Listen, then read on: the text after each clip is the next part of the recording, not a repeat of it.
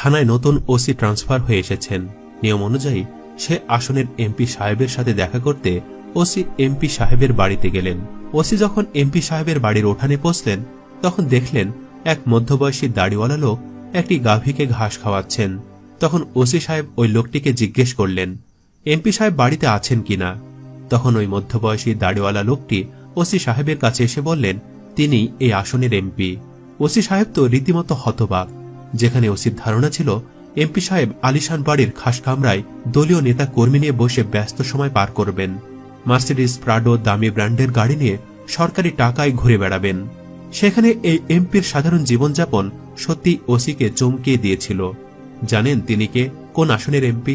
তিনি সাতক্ষীরা আশাশুনি আসনের 2 বারে নির্বাচিত এমপি মাওলানা রিয়াসত আলী। দেশ যখন অসৎ চরিত্রহীন দুর্নীতিবাজ রাজনৈতিক নেতায় ভরে গেছে, সেখানে রিয়াসত আলী সততা, সরলতা, নিষ্ঠা ও চরিত্রের মাধুর্যের আলো ছড়িয়ে দিয়েছেন চুপিসারে সবার অগোচরে। এমপি রিয়াসত আলীর মতো মানুষকে স্মরণ করা, সততার সাথে করে যাওয়া তার কাজ সম্পর্কে তরুণ প্রজন্মকে জানানো আমাদের সকলের নৈতিক দায়িত্ব।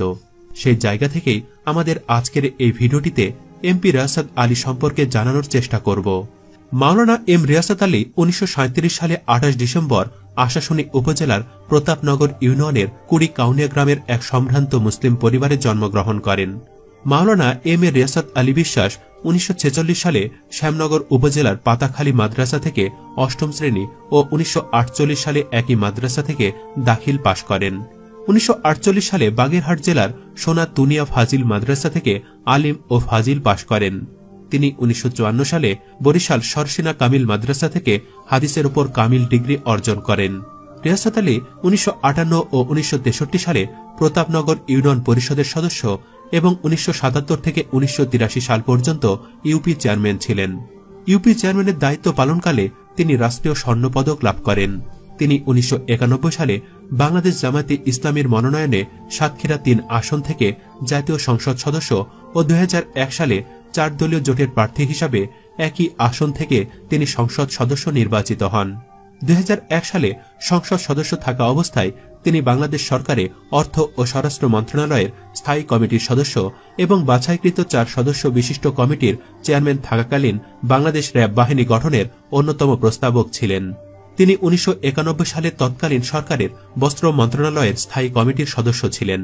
1958 হতে 1964 পর্যন্ত প্রতাপনগর মাদ্রাসার প্রতিষ্ঠাতা প্রিন্সিপাল, 1965 থেকে 1968 ঘুগরাকিটি ফাজিল মাদ্রাসা প্রিন্সিপাল, 1968 থেকে 1971 পর্যন্ত প্রতাপনগর হাইস্কুলের ইংরেজি শিক্ষক, 1973 থেকে 1977 ঘুগরাকুটি ফাজিল মাদ্রাসা প্রিন্সিপাল, 1977 থেকে 1993 পর্যন্ত আবার প্রতাপনগর ফাজিল মাদ্রাসার প্রিন্সিপালের দায়িত্ব পালন করেন। তিনি সংসদ থাকাকালীন আশাশুনি উপজেলায় ব্যাপক উন্নয়ন সাধিত হয়। প্রায় 57 কোটি টাকার রাস্তাঘাট করেন। প্রতিটি ইউনিয়নের সংযোগ রাস্তাসহ উপজেলার সকল গুরুত্বপূর্ণ রাস্তা তার আমলে নির্মিত। Ashashuni bridge, Tetulia bridge, Manikkhali bridge তার অবদান। উপজেলা পরিষদ ভবন, হাসপাতাল ভবন, বিভাগীয় এতিম কমপ্লেক্স সবই তার অবদান। সাতক্ষীরা জেলার পল্লী বিদ্যুতের 132 কেভি সাবগ্রিড ও আশাশুনি উপজেলা সাবস্টেশনও তার অবদান। এছাড়া উপজেলায় 150 কিলোমিটার উপরে বিদ্যুতের নতুন সংযোগ দেন। আশাশুনি উপজেলার অধিকাংশ শিক্ষা প্রতিষ্ঠানে তার উন্নয়নের ছোঁয়া আছে। তিনি সরকারিভাবে 2 বার লন্ডন ও পাকিস্তান সফর করেন। প্রিন্সিপাল থাকা অবস্থায় প্রতি বছর কিছু জমিজমা বানিয়েছেন, কিন্তু জাতীয় সংসদ সদস্য হওয়ার পর আর কোনো সম্পদ বানাতে পারেননি। কেননা তিনি ছিলেন এমন একজন জনপ্রতিনিধি যে প্রজেক্টের চাল বেঁচে গেলে তা সম্পূর্ণ সরকারের কোষাগারে জমা দিতেন। যদিও এই জমা দেওয়াটা ছিল জটিল কাজ, তাই চেয়ারম্যান থাকাকালীন তখনকার প্রেসিডেন্ট তাকে ডেকে নিয়ে পুরস্কৃত করেন এবং প্রেসিডেন্ট নিজ হাতে ডাব কেটে খাওয়ায় বলেন, আপনার মতো চেয়ারম্যানরা এ জাতির জন্য গর্ব।